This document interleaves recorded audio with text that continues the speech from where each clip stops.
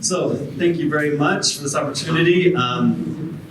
When Brendan and Jeremy came to me and we talked a few times and they asked me to present, I told them, I really don't think I have very much to share that's novel or interesting, and they seem to disagree. I guess we'll find out what happens here. But at the time when we talked, there was a lot going on at Homey. I mean, there always is, but at that particular time, it felt like my head was constantly spinning, and I couldn't get a wrangle on really anything. So that's kind of the impetus for all this.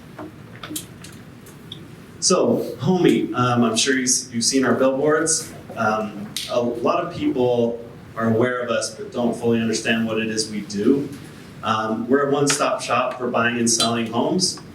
We offer full-service real estate agent help, as well as loan officers, title and escrow agents. Essentially, we help you from the beginning to the end in either buying or selling your home. I joined Homey almost 4 years ago now, and at the time there were 7 of us. And so there are a few things I want to share today that we've learned as we've grown the company to almost 200 people.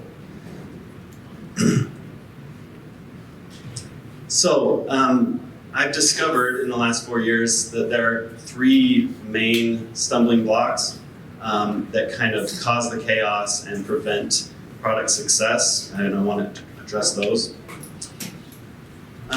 First of all, delivering futility. So I think it's safe to say that most important to all of us is we want to build something that people actually use. Something that provides value, something that improves people's lives, and I think we've also all at some point in our lives delivered a feature or an MVP or a full product that nobody used or found valuable. Myself included, before joining Homey, I co-founded a startup that was very similar to Homey. It was a service that helped home builders manage their inventory. So a friend of mine and I built this. We spent a year of our weekends and evenings working on it.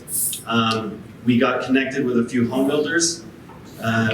We met with the president of one of the larger home builders here in the state. And as we were presenting this software product to him, he interrupts us and he pulls out his phone, which I believe was an iPhone, it was some type of smartphone, and he says, "I only know how to do one thing on this. It's receive a phone call. I don't even know how to make a phone call on this." And me and my friend looked at each other and we're just like, oh my gosh, we just spent a year building a software product for someone who it's impossible for him to see the value. So I vowed that I would never do that again. Of course, there are principles in lean startup that I have made foundational to how I do things since that time.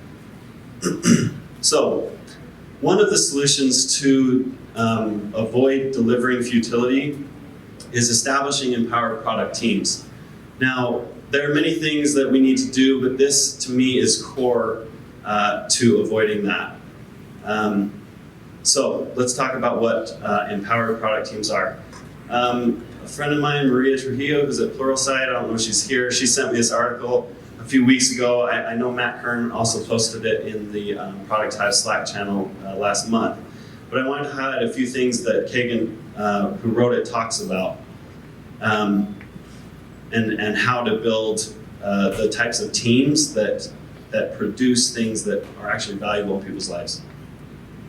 So Kagan explains there are 3 types of product teams. There are delivery teams, there are feature teams, and there are empowered teams. And we're going to look at all 3 of those. So, delivery teams. They're not cross-functional in the sense of having a PM, a UX designer, and engineers. Really, they don't even have a product manager. They really just have a project manager or a backlog admin, and of course, developers to support. Feature teams, there's a step toward the right direction. They are cross-functional with a product manager, a designer, and developers. But in both cases, these teams are focused on output and not outcome. So they're just focused on delivering, and what they deliver isn't measured. They are commanded and controlled by organizational leaders. They're told what to do. I'm sure we've all worked in organizations or situations that are similar to this. And they serve the business. They do not serve the customer. Of course, we don't want to work on teams like this. So Kagan says that great teams are comprised of ordinary people that are empowered and inspired. So the qualities of an empowered product team, they're cross-functional, of course. They're focused on and measured by outcome. They serve customers in ways that meet the needs of the business. So the customer comes first, supporting the business needs. And they are empowered to come up with solutions that work. So if I can use kind of Homey's evolution of this to illustrate. As I said, when I started, there were just a handful of us. Mike, one of our co-founders, Matt, who's now our lead UX designer, a couple front-end engineers, a back-end engineer, a mobile engineer, and myself. I did front-end web, UX. So we were just focused on shipping things. We needed to create a Homey platform.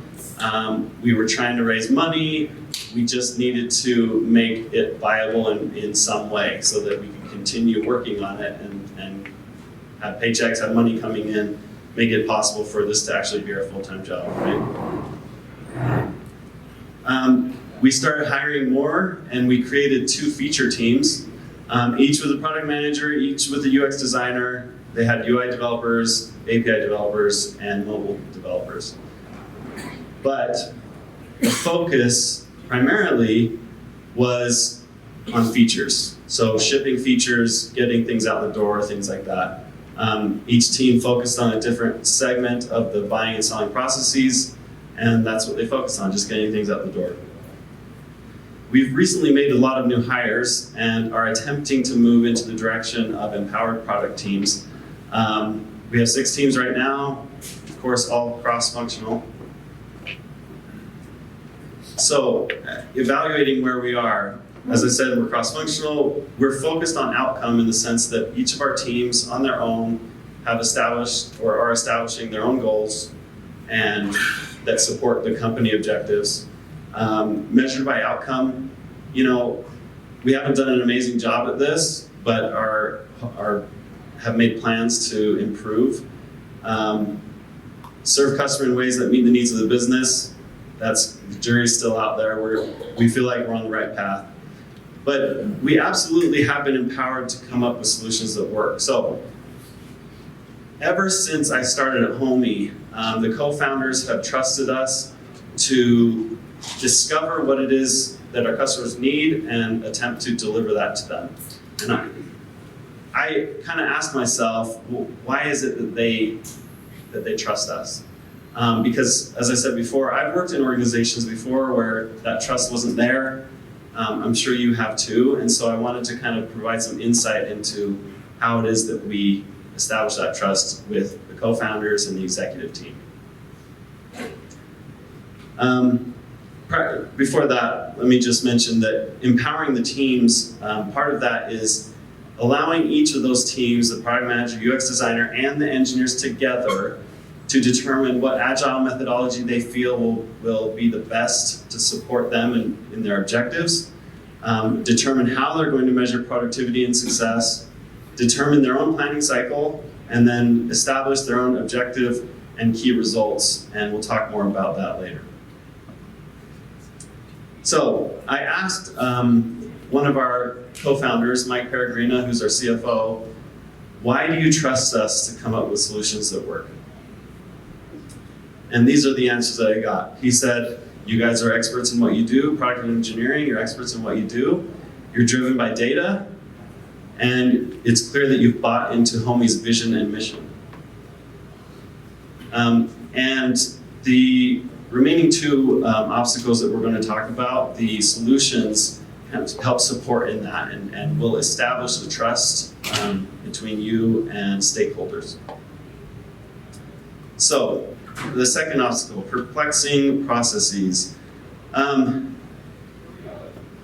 There are a lot of complicated processes we have to understand and manage in our work, right? So between product processes, engineering processes, more importantly though, the things, the cycles that our customers go through, we need to understand that, whether it's internal customers or external customers.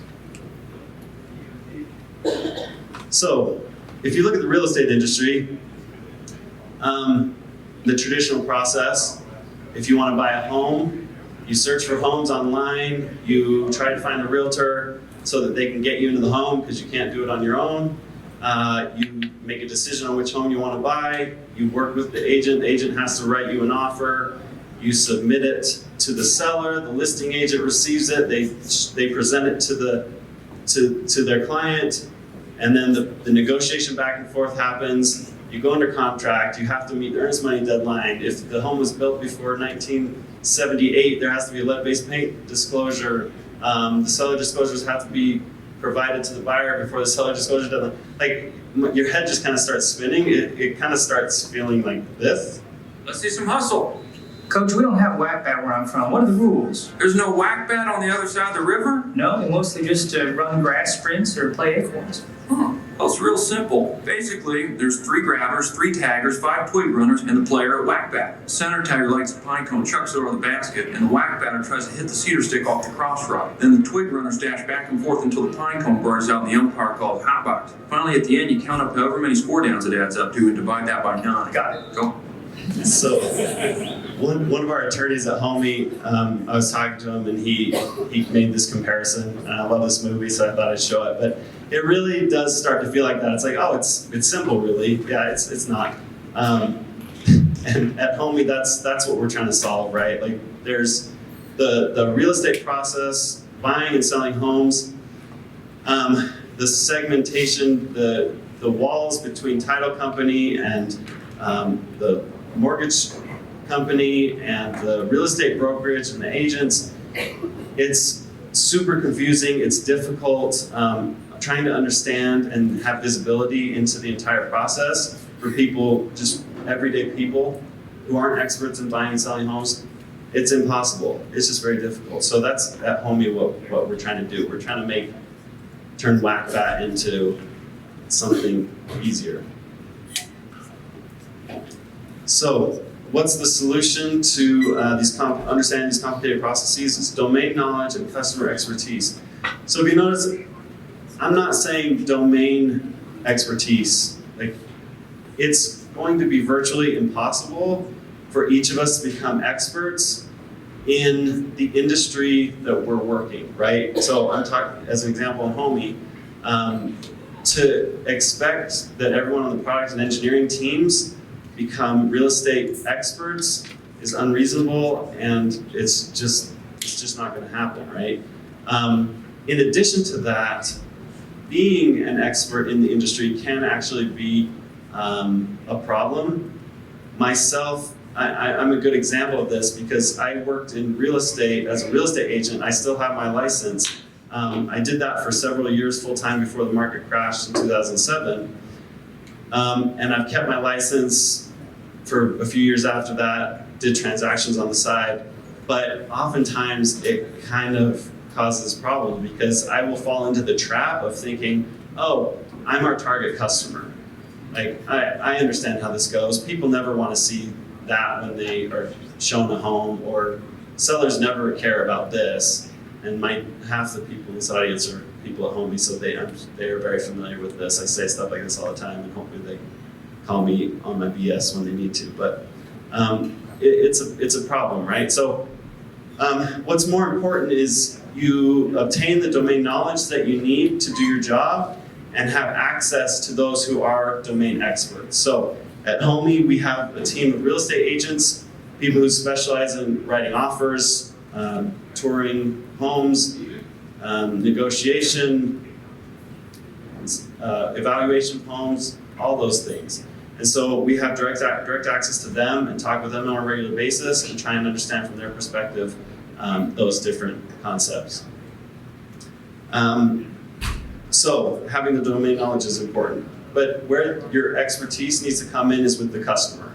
So is it Malcolm Gladwell that talks about, you need to put 10,000 hours into something before you can be considered an expert? I think if you did something at 8 to 5, I think it would take like 4 years to obtain that. But I do believe that in each of our responsibilities, we can gain a lot of the expertise that's needed to understand our customers.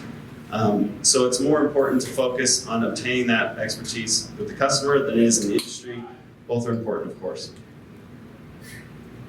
And Kagan, in that article we talked about a few minutes ago, the empowered product teams, he says that it's our responsibility to serve the customer in ways that meet the needs of the business. So that parallels this, right? The focus is on the customer, the business is secondary, of course, is getting satisfied as well. So, obtaining domain knowledge. Of course, I'm sure you're all familiar with shadowing experts and things like that. We try and spend as much time as we can doing that, asking questions, watching people use our internal tools, watching people use other real estate tools in the industry that they need to use. It's funny, I pulled this photo just randomly from a set of photos and put it in, and then realized that right there is one of our co-founders, Mike Triunfo. He's our CTO. Looks like he's shadowing. So, one of Homey's co-founders encouraged the entire organization to listen to this episode of a podcast. So it's the Masters of Scale podcast. The episode is titled Handcrafted. It's the first episode in the series. Reid Hoffman, who's the co-founder of LinkedIn, it's his podcast. I highly recommend you take the time to listen to this. I found it very inspiring. I ended up listening to it 4 times. It's only like 25, 30 minutes, but there's a lot in there that's very helpful in terms of understanding how to spend your time to gain the domain knowledge, but more importantly, become an expert of your customer. And I would like to play a clip from this. It's quite long. It's a 3-minute clip, but I figured if anybody's going to say this the right way, it's going to be the co-founder of a $47 billion company. So he's going to say it a lot better than me. Over the last 20 years, I've worked on or invested in many companies that scale to 100 million users or more. But here's the thing. You don't start with 100 million users. You start with a few. So stop thinking big and start thinking small. Hand serve your customers, win them over, one by one. Now this may sound like odd advice if you're an entrepreneur with global ambitions. Mark Zuckerberg didn't personally invite 1.8 billion people to Facebook. He built a great product and the users just poured in, right? Not exactly. On this show, I'll dispel that myth by talking to founders who fought to win their users. I'm starting with Brian Chesky, CEO of Airbnb, because he epitomizes the idea of handcrafting the user experience before you start to scale. It's a principle he first absorbed in design school. I was doing medical design once. I designed a children's ventilator. I had to sit in the shoes of the child. And so I had to imagine being a child, get in the operating table, and you have to put yourself in the shoes of the patient or the person using your product. And if you're only doing A/B tests, you're never designing with empathy. But a funny thing happened to Brian when he moved to Silicon Valley. He sort of forgot about designing with empathy for a single user. It's a common mistake amongst entrepreneurs with global ambitions. They have to promise investors the world, tens of millions of customers, billions in revenue. It's intoxicating. Just listen to Brian go. This is a travel industry that is something like 7% of global GDP. Somewhere between $5 and $7 trillion. 10 times the market size of Google's market size. And Brian might have stayed in the stratosphere, if not for a fateful meeting with Paul Graham, co-founder of Y Combinator. Y Combinator is a startup incubator which cultivates and invests in early-stage companies. Brian was admitted to Y Combinator in 2009, and his first meeting with Paul was confounding. Paul tends to stump people with deceptively simple questions. And he asked us, where's your business? And I go, what do you mean? Like, where's your traction? I go, well, we don't have a lot of traction. He goes, well, people must be using it. I said, there's a few people in New York using it. And he said something I'll never forget. He said, so your users are in New York and you're still in Mountain View? I said, yeah. He said, what are you still doing here? And I go, what do you mean? He said, go to your users, get to know them, get your customers one by one. And I said, but that won't scale. We're hugely millions of customers. We can't meet every customer. And he said, that's exactly why you should do it now. Because this is the only time you'll ever be small enough that you can meet all your customers, get to know them, and make something directly for them. Brian and his co-founders followed his advice to the letter. We literally commuted to New York from Mountain View. So we would be in Y Combinator for, Tuesday night dinners. And then Wednesday, Joe and I would go to New York. We literally would knock on the doors of all of our hosts. We had their addresses. We say, knock, knock, hello, hey, this is Brian, Joe, we're founders. We just want to meet you. It's a little. So if you work for a medium to large size organization, maybe this seems unrealistic to talk to individual customers, tailor the experience to them, but of course it's what's required. And if you consider each feature or small product or MVP as kind of a startup itself, then this becomes kind of more manageable. At Homey, recently, one of our product managers and UX designers spent a considerable amount of time trying to begin understanding what the best experience is for making an offer to buy a home. Of course, at Homey, we balance kind of online experience with concierge services from our real estate agents, and they wanted to go about figuring out, do we have the right balance? Should it be heavier on one side? Are we doing too much? Are we doing too little? Like, what should the online click-through experience be for inputting fields into offers and things like that? I know this photo is very cliche, but it represents a huge amount of work that they did. And they did exactly what Brian Chesky recommended, right? They went to individual customers. They went into our internal tool system to look up customers who were at the exact stage of the process that they needed so people who were touring homes and things like that. They went on tours with actual buyers. They talked to these customers in person. They interviewed people over the phone. They interviewed our internal agents who represent our buyers and transactions. They even texted customers to try and get their involvement in different studies and things like that. I think they even determined the absolute best time to text someone if you want a response. So if you want that, they're right over there. Kind of interesting. Thursday at 4:30 p.m., you will get a response. So just FYI. So they did remote, unmoderated usability tests. They watched full story sessions, a large number of them. If you guys aren't familiar with the product Full Story, look into it. It's absolutely essential in how we do our job today. But they put a lot of time into this, right? So what Chesky says is it's really hard to get even 10 people to love anything, but it's not hard if you spend a ton of time with them. If I want to make something amazing, I just spend time with you. And that's what they did. And that's what we are going to continue to try doing as we grow. If I realize for a lot of people, it may be difficult in organizations to get the buy-off from stakeholders and executives to spend the amount of time that's required to do this. That's usually a sign that the organization is kind of stuck in the delivery or featured team type mode. And I think the most important thing to do there is help those stakeholders understand what value comes from establishing empowered product teams and helping doing whatever you can to establish that trust with those executives. At different points in my career, I've had to do this where it's been very clear that the trust isn't there. One thing that I found effective with some people, and this is a very small thing and very practical and specific, but when I've recognized that the trust isn't there, I will ask the person, just give me the rope to hang myself with, but I'm not going to. Like, give me the power to fail and the room to fail, but I'm not going to fail. And you can promise them that with confidence, because at the end of the day, what you're going to get is learning. And there's never failure in that. Like, at the very least, you can come back to them and be like, oh, well, we discovered that, like in our case, which this is not the case, but just a contrived example, we discovered the way we allow our buyers to create offers on our system is completely wrong, and all the time we spent to make it was kind of a waste, aside from the fact that we learned that it wasn't what they wanted. And we learned that by watching them use it.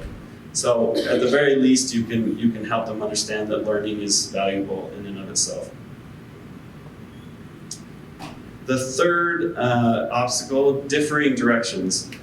We all know how difficult it is to get an entire organization on the same page, going for the same goals, working together, ensuring every department has the same value system, coordinating with different team members, ensuring that product and engineering are working together. It really starts feeling again like the whack-bat situation, right? Where it's just like, oh, it's easy to get everyone on the same page. It's really not. It's quite difficult. And of course, collaboration is one of the solutions to ensuring that the entire organization and product and engineering are headed in the right direction together, that you all have the same goals, that your value system is the same, that you all understand what things you need to do to achieve success. In addition to, and we'll talk about what collaboration means, at least how we've attempted to do that at Homey, what we found to be successful. In addition to that is establishing OKRs, which objective and key results. We'll talk about that in a minute as well. So, General Patton once said, don't tell people how to do things, tell them what you need done and let them surprise you with their results. I think I've been caught in the trap of this thinking as well, to think that, oh, our organization, our team, our department, we give them the freedom to do what they need to do. They have the liberty to figure it out and fail or succeed or whatever it may be. But in many cases that just wasn't the case. I've learned the longer I do this, the more value I see in coming from different parts of the organization and the department, from engineers, and how everyone can kind of be a part of contributing to success. And of course, this relates to empowered product teams. So one of the things we've done at Homey, every quarter, the company establishes usually 1 to 3 high-level goals that we as a company want to get behind and support. When that happens, once those goals have been established, we will get so we have a technology department in which we have a product team and an engineering team and IT support, and we actually get all these people together. We jumble them all up into 6 different groups and put each group into a separate room, give them the 3 objectives, and say, okay, let's brainstorm ideas that the company can do to achieve these goals. And it's not just things that we can build on the platform and in the mobile apps. It's not just technical. People have had ideas for marketing that have happened, customer support type stuff, just company-wide ideas. And I was surprised the first time we did this, the people, at least in my group, the group I was brainstorming with, the people who spoke up the most were the ones that are always quiet. And I was kind of shocked by that, but it just helped me realize the importance of doing this. I mean, there are lots of different ways you can brainstorm. This is just one way. You don't necessarily have to get into a room, right? We also have a Trello board where people can just go in and just add ideas, whatever ideas they want, and for discussion later, right? So there are lots of different ways you can do this. This is one way we found, actually getting people together in a room, basically forcing them to say like, okay, here are 3 objectives. What do you guys think? What can we do? What features can we build? And it's been great.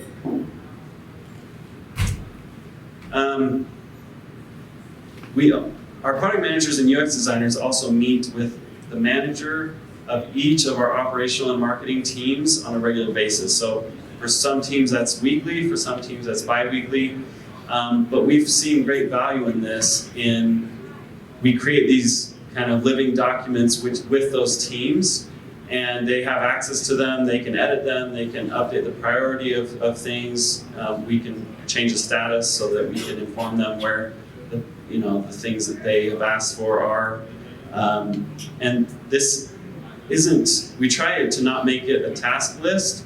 Of course, we use this as a way to help those teams understand whether or not what they're asking for supports the company objectives. So of course, these team managers know what the company goals are for the quarter, and this helps us kind of point the team in the right direction, and we collaborate, work together, and ensure that what's important to them is important to us, and vice versa. Another thing that we've established, this is something that our lead UX designer, it was his idea a few months ago. So as you saw before, each of our cross-functional teams, product manager, UX designer, and a handful of engineers. In this case, this team was working on an epic. So if you're familiar in agile methodology, an epic just being a chunk of work or chunk of stories with a common goal. In this case, the goal was to give our buyers the ability to share their favorite listings with a co-buyer. Pretty straightforward feature. It was something that had been expressed by our customers. It was something they wanted, and we knew that we could see the value in it. So the people who were working on it, Ethan was our UI developer, Kende was our Android developer, Dennis our iOS engineer, and I was acting as product manager, and Matt was our UX designer. We work in an organization with no QA. It's the responsibility of each engineer to write their automated tests, to perform their manual tests, and once they've built the feature and done those things, they will demo the feature that they've built to the team to ensure that it's working as expected and meets requirements and everything. So in this case, Ethan, who was the UI developer, we saw an opportunity. We asked him to be the Epic owner for shared favorites, and what ended up happening was he ended up attending all the demo sessions for all the other engineers when they were demoing the features to product, and he was able to provide context when the mobile engineers maybe built something a little bit wrong or didn't meet the requirements. Ethan was able to provide context that I just couldn't provide. I mean, they got into a technical discussion about API endpoints and which exact one they were supposed to be hitting. And if he wasn't there to provide that context, it would have turned into like a big runaround. Like maybe Kende would have just gone about trying to figure out himself and wasted a day doing it when he could have just talked to Ethan. In this case, Ethan knew exactly what he needed to do because he ran into the exact same problem. So we've seen a lot of value in that, and we continue to do that. It can be any of the engineers that can act as Epic owner. This also helps promote the idea that, so I refuse to use the title of product owner in our organization because to me, I feel like everyone on the cross-functional team should feel like they have ownership over a feature or an effort or a part of the product. And this helps promote that idea that the engineers themselves need to feel like they actually own it, that they are contributing to it, that they're contributing to the success of our company in tangible ways. And we've seen that as we've empowered them in those ways, they brighten up, right? And they start to contribute and speak up. They speak their mind. They come up with new ideas that we hadn't had before. And it's been really helpful. So let's talk about OKRs. So an OKR is an objective with key results. So I'm sure your organization has done some form of this, but an objective should be short, inspirational, and challenging. It should have 2 to 5 key results. A key result should not be a task list, and if the key result doesn't have a number, then it's not a key result. So let's look at some examples. So at Homey, and this is contrived, like this isn't an established objective and key result that company-wide we're working on. This is just something that I came up with as an example. But the problem is real. From NPS surveys, feedback from customers, interviews, the feedback we get from our internal agents who perform the showings for people, the feedback we've gotten is that in many cases, when a Homey buyer goes on a tour, so they go to see a home in person, it's been a confusing experience. The messaging is confusing. They're not sure if an agent is going to be there to help them or not. They don't know how to get into the home. It was just kind of a bad experience. So that resulted in a lot of our buyers doing one tour or one round of tours and then just dropping off and not using us again. So for a company goal of increased buyer transactions, the objective is to fix this problem, improve retention of Homey buyers who request to tour a home. So that's the objective. It's clear, it's short, hopefully it's inspirational. And then the paired key results for this, just as examples, have a Homey agent accompany our buyers on 100% of tours scheduled through the platform. So these would be, in our case, like Q4 effort, right? So these need to be paired with a specific amount of time. So have a Homey agent accompany our buyers on 100% of tours scheduled through the platform. 100%, I mean, the key results need to be ambitious, but reachable, and that seemed interjecting a Homey agent and ensuring that they're there communicating with the buyer. We knew that was something that we could do. Number 2, consistently display 80% of all scheduled and completed tours on the buyer's tours page in the platform. So one of the problems we've had there is we'll have buyers go to the Homey platform, use the system to request to see a specific home. At that time, a Homey agent is assigned to them. The Homey agent reaches out to them over phone or text and says, okay, I'll be there at this time. And then once they meet them at the home, the buyer at that time now has someone that they can contact and text and call and say, hey, I want to see 123 Maple Drive. And then the agent just goes ahead and schedules it. The problem with that is we lose the data, right? That information's not in our system. It's not surfaced up to the customer when they log into their mobile apps or the website. So visibility there, if the tour gets rescheduled or canceled, they can't go into the platform and see that. They have to have the communication directly with the agent.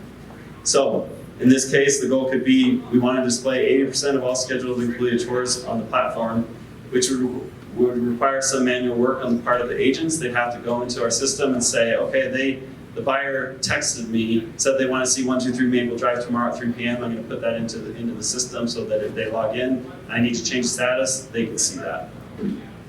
The third one, increased by 25% the number of Homey buyers who request a second tour or round of tours. So that's directly correlated with the objective. So in summary, empower product teams. If you guys get anything out of this, I hope you guys would go take the time to read that article by Marty Kagan. Of course, there's a lot of information in there, a lot of steps that you need to take to establish those types of teams, a lot more than I can share. Ensuring that you have domain knowledge and become an expert of the customer, and collaborating with the company to ensure that you're on the right page, and establishing those OKRs. And with the OKRs, I highly recommend that you establish those with each individual cross-functional team and give them the power to do that on their own. You tell them the company goals are these, you guys come up with your own OKRs. We're attempting to do that now, and I hope that results in success for us. That's it. Thank you very much.